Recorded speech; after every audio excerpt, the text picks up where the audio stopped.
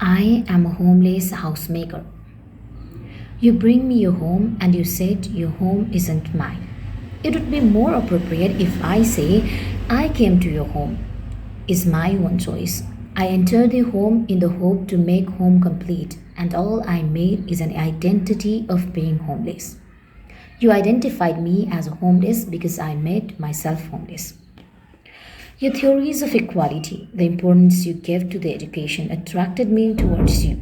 That let me grant myself to you. And once I became completely unable to give you a son, you approved me a homeless that couldn't give you a complete home. A single wave of air I can breathe today has become the grace of your male chauvinism. And for the sake of that grace, all I have to do is to compensate by showing my obedience to all of your dominance over me.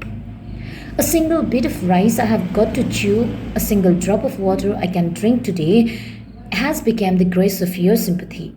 Because in your eyes, if it were others, I would be a dead unknown corpse of a hospital long time ago. Because in your eyes,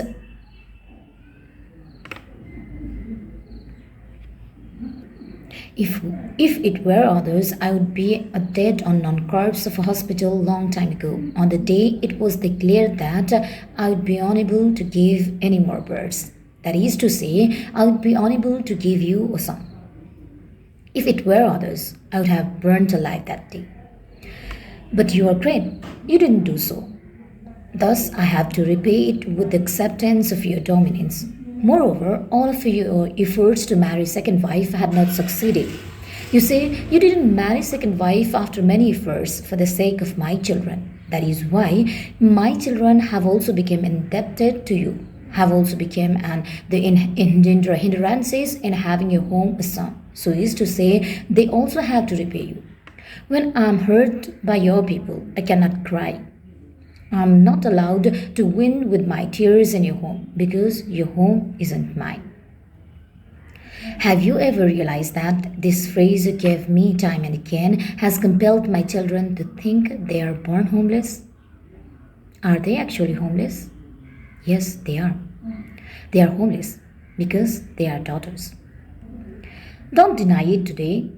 You have already said many times to them to do that. That is, this is not your home. This, referring to your home, is not theirs. Then, where are their homes? Will they ever get the chance to fill their home? No, not at all. Because you have often cursed them that when they get married, they will know how great your home is. Because the place where they will live after marriage will not belong to them. It's so funny, no? They are born homeless and they will die homeless. You often say them that they have got more than enough freedom in your home because your home is not theirs. That is to say, if they were sons, they would be privileged to have home since birth and they would have got more freedom, right? I reached this conclusion by compiling all of your theories together. Can you please stop fooling yourself by saying that you treat son and daughters equally? The son that hasn't burned yet has made you feel your home incomplete because he isn't burned. And the daughters you have got already are declared homeless by yourself because they are not sons. And you still enjoy saying sons and daughters will be equally treated in your eyes. Boys and girls are equal in your eyes. Men and women are equal. You, representing men, declare the work for yourself is to enjoy life with the property you have got from your ancestors because you have no sons to whom you should grant your properties. And representing women, my work is to do all the homely chores of your home despite of my physical potency, as if there is no limitations to my physical strength, as if the household chores doesn't need any physical strength. This is all because I do not want my house. My ancestors didn't give me such properties. This is my fate. Okay, I accept it as my fate. 25 years of life. We have been living together without love and we will continue living it ever after. Because we are selfish. Selfish of the so-called social prestige. And you even dare to say you want the society changed. Following the trend of society has made your practical life so easier, and you dare to speak about the necessities of women empowerment for the change of the society. You proudly admire your thuds of necessity of law that provide the right to have citizenship certificate in the name of mothers. You find flaws in law, in system. Let me ask you something. Let me ask you one thing. Isn't there any law that says the words shouldn't be spoken if spoken will get severe punishment? Isn't there any such laws? If there is, are you implementing them? A person with conscience will know. A husband shouldn't say his home is not his wife's. A father cannot say his children that his home is not theirs, because all of them are complementary to one another. Without any of them, the home is meaningless. I really want to sue you for these words. Are there any laws regarding them? Are you going to speak for the necessities of these laws? You often said sons and daughters are equal for you. Let me ask you, if my daughters were born as sons and not daughters, would you be equally worried as you are today? Would you curse me for breathing after being unable to give you a daughter? Do you have any answers? However, both of us are proud of our children. Those, the products of our loveless romance, have made us proud of having them as our children. But I'm scared that they will one day stop making us proud of them because they have started feeling themselves to be born homeless. Can you see that with your eyes opened? Our children initially never dared to make comparison between their mother and father, but we have compelled them to compare between us. Your calculation of how great your efforts are as a father and how lowly I am as a mother made them to compare between us. You say, I totally depend on you because I'm illiterate, I'm unwise, and I have no permanent job out of house.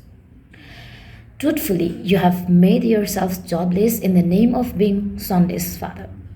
But in your view, you are an independent because you have your ancestral property to feed.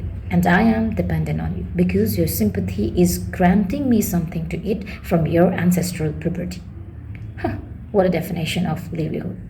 Our children say, I'm the most independent person they have ever seen because I not only make food for myself but also for them.